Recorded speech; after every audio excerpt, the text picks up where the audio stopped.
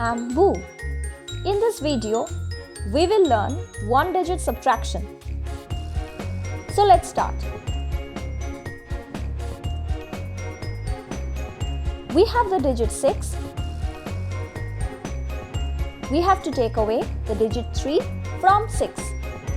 So we get 6 minus 3 is equal to 3. Let's try another one. We have digit 7.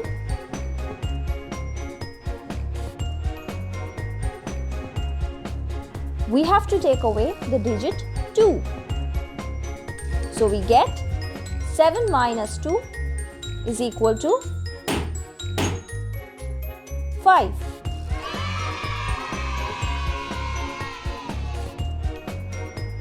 Kids, that is so easy and fun to learn. We will get back with more maths videos soon.